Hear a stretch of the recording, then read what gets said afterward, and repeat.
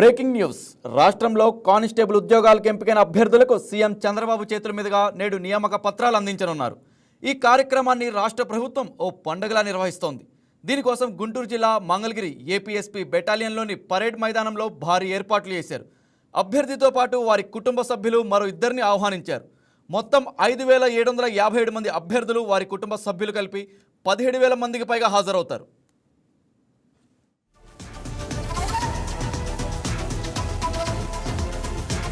ఏ జిల్లాకు చెందిన అభ్యర్థులను ఆ జిల్లా నుంచి పోలీస్ శాఖ ప్రత్యేక బస్సుల్లో అమరావతికి తీసుకువస్తోంది. సభా ప్రాంగణంలోనూ జిల్లాల వారీగా అభ్యర్థులకు సీట్లు కేటాయించారు. ముఖ్యమంత్రితో పాటు డిప్యూటీ సీఎం పవన్ కళ్యాణ్, మంత్రి లోకేష్, హోంమంత్రి అనిత, బీజేపీ రాష్ట్ర అధ్యక్షుడు పివిఎన్ మాధవ్ ఈ కార్యక్రమానికి అతిథులుగా హాజరవుతారు.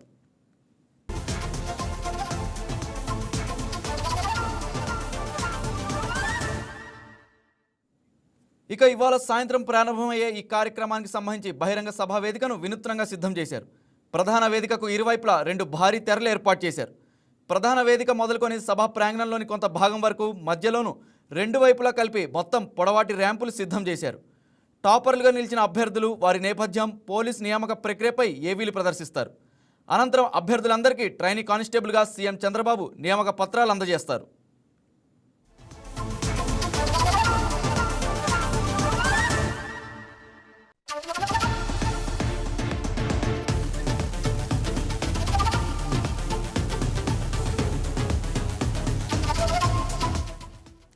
నియామక పత్రాల పంపిణీ కార్యక్రమం ముగిసిన తర్వాత అభ్యర్థులందరినీ తిరిగి పోలీస్ శాఖే ప్రత్యేక బస్సులో వారి స్వస్థలాలకు పంపిస్తుంది.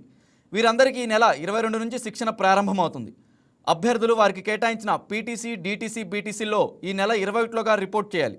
మొత్తం 9 నెలల పాటు శిక్షణ ఇస్తారు.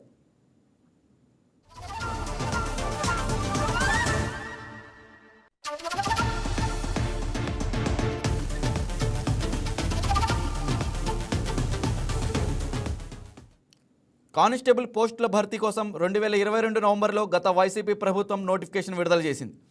ప్రాథమిక రాత పరీక్ష నిర్వహించి ఆ తర్వాత ఎంపిక ప్రక్రియను అర్ధాంతరంగా నిలిపివేసింది. అభ్యర్థులు ఎన్నిసార్లు వినవించుకున్నా పట్టించుకోలేదు.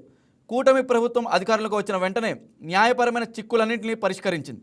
ఆ వెంటనే దేహదారుఢ్య, శారీరక సామర్థ్య పరీక్షలు, అందులో ఎంపికైన వారికి తుదిరాత పరీక్ష నిర్వహించింది. మొత్తం ప్రక్రియను ఏడాది వ్యవధిలో పూర్తి చేసి ఆగస్టు నెలలో ఫలితాలు విడుదల చేసింది.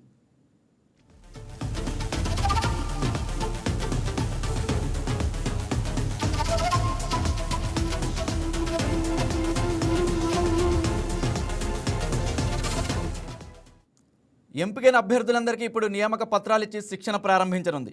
9 నెలల శిక్షణ పూర్తి చేసుకుని అభ్యర్థులంతా ఉద్యోగాల్లో చేరుతారు. మొత్తం 6,100 పోస్టుల భర్తీకి నోటిఫికేషన్ జారీ అవగా 6,014 మంది ఉద్యోగులు ఎంపికయ్యారు. యాంటిసిడెంట్స్ వెరిఫికేషన్ ప్రక్రియ పూర్తయ్యాక వారిలో 5,757 మంది ఫిట్ ఫర్ ట్రైనింగ్ సర్టిఫికేట్ పొందారు. వీరందరికీ ఇప్పుడు ట్రైనీ కానిస్టేబుల్గా నియామక పత్రాలు ఇస్తారు. నియామక పత్రాలు అందుకోనున్న అభ్యర్థుల్లో 3,343 మంది సివిల్ కానిస్టేబుల్గా, 2,414 మంది ఏపీఎస్పీ కానిస్టేబుల్గా ఎంపికయ్యారు. సివిల్ కానిస్టేబుల్ పోస్టులకు ఎంపికైన వారిలో 993 మంది మహిళలు ఉన్నారు. ఉమ్మడి శ్రీకాకుళం, విశాఖపట్నం, తూర్పుగోదావరి జిల్లాల నుంచి 183 మంది ఆదివాసీలు ఉద్యోగాలకు ఎంపికయ్యారు.